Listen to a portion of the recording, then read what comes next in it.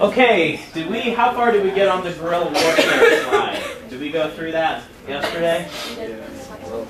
Okay, so what is guerrilla warfare? Hilliard. Using irregular methods to attack the enemy. Like using regular methods, yes. What kind of irregular methods? Like hiding in the grass and stuff. Okay. Oh yeah, by the way, if you make a comment today, I'm video recording the class because I'm thinking about, since it's Thursday and everyone's not here, maybe putting it on Facebook. So speak out loud if you make a comment or a question. Andy? All right. So now, whoa! Just to review where we are. Who used guerrilla warfare? Viet Minh. Not the Viet Minh. Viet Minh are the first Indochina War. Okay, the Viet Cong. Okay, what is the difference between the Viet Cong and the Viet Minh? Oh, hand Anyone know? What did you say? What is the difference between the Viet Cong and the Viet Minh? Yes. The Viet Minh were against the French in Vietnam, and the Viet Cong were against the southern Vietnam rule. Okay, so the Viet Cong were South Vietnamese who were rebelling against who? No, something. Diem.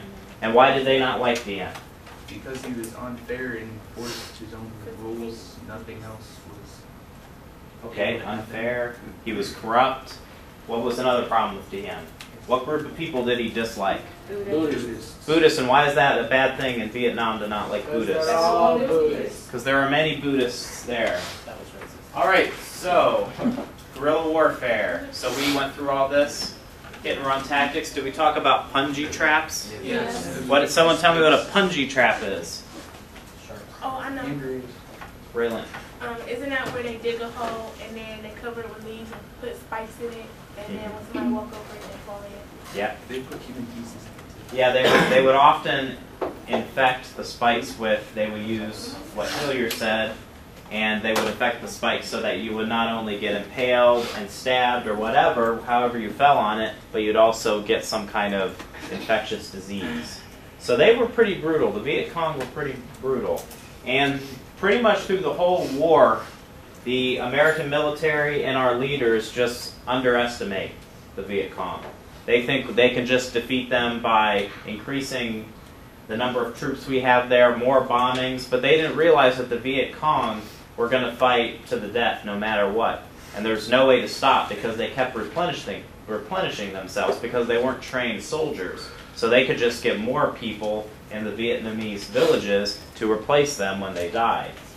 See, the Viet Cong saw the United States, once we get there, as just like the French or just like the Japanese. So it's just another foreign invader, and they pretty much had made the decision that they would fight to the death in order to make Vietnam free, because Vietnam had been under foreign rule for so long. So they were going to do anything. So that's why we can never figure out how to beat the Viet Cong. We can never figure out how to beat the Vietnamese. Okay, traveled and attacked from underground tunnel systems. Has anyone started the guided reading where you watch the video on their tunnel systems? No. It's really interesting because they would have these tunnels, and the entrance to the tunnel would only be maybe a little over a foot in, on each side. So they would just scrunch down into these tunnels and then disappear. So it was hard for us to keep track of them. Now, where did the Viet Cong mainly hide and operate? Forest, the jungle. What did we use to try to deal with that? Anyone know? What was that? Defoliants. Defoliants. And what are defoliants? To kill the leaves, right? What happens as a result of that, though? It kind of backfires on us. Anyone ever read about Agent Orange? Nope. Do you know what it is? Isn't it like a gas that they use on American? Well, it was a defoliant. Yeah. And it backfired because it made a lot of our guys sick being around it. And a lot of them died of cancer. Okay, so the Viet Cong, guerrilla warfare. Alright, so the war moves on. We're into the 1960s now. So 1960s, Ho Chi Minh increases his support of the Viet Cong. So it escalates the tensions a little more because now the North Vietnamese are openly supporting the actions of the Viet Cong in the South. So remember, you have two different armies that South Vietnam and the United States are fighting against. And then you have the Ho Chi Minh Trail. Who knows what the Ho Chi Minh Trail was?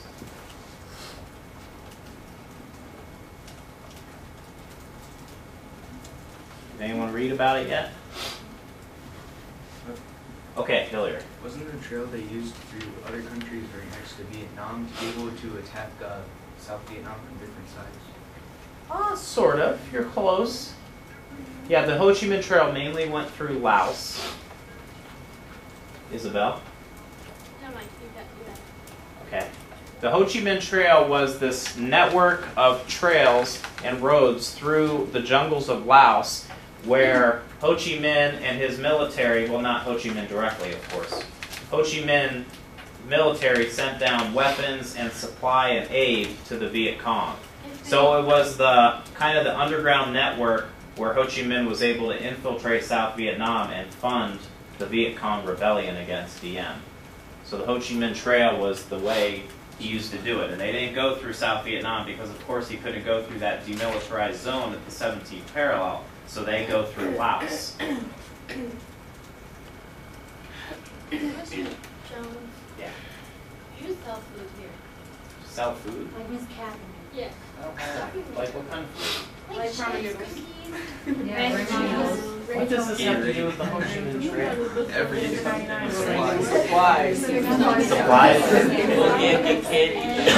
Okay, all right. I'll consider it. Consider it, Mr. Oh my God. Sam's Club. I do have suckers. That's Okay.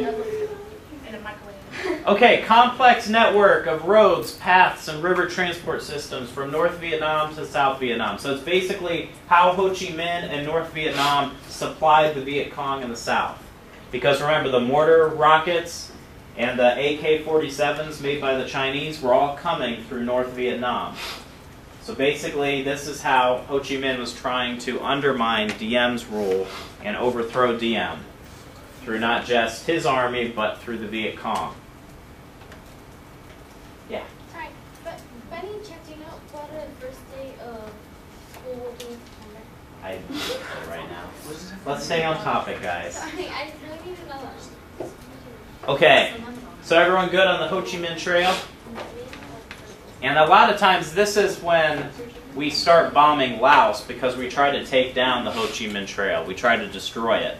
But it was so hard to destroy because it isn't just like a trail through Goodyear Metro Parks. Like it says, it's complex, it's networks, they knew where it was. It wasn't just like a trail that you could follow and know exactly where it was. So it was this complex networks of different ways that they traveled through the jungles of Laos to get supplies, soldiers, and aid to the Viet Cong. So the situation. So here's where we are in the early 1960s. U.S. is increasing our support to Diem because we realize without our support he really can't succeed because he doesn't have full support of his own people. He's extremely unpopular. The South Vietnamese military is weak and is really not trained and doesn't have the ability to fight the Viet Cong and the North Vietnamese eventually. So we have to keep sending military advisors over there. So by 1960, right when Kennedy's about to take office, there are 900 military advisors trying to train and help the South Vietnamese army be able to fight this guerrilla war style. So tactics to be able to defeat the guerrilla warriors, the Viet Cong.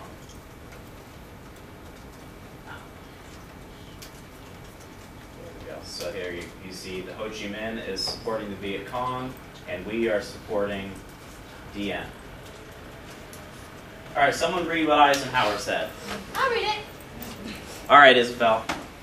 Oh, never mind. Okay. All right. Someone I haven't heard from today. I'm hearing from the same three people. All right, Kelsey. The loss of South Vietnam would set in motion a crumbling process that could, as it progressed, have grave consequences for us and for freedom. All right. So this is his justification for why we continued to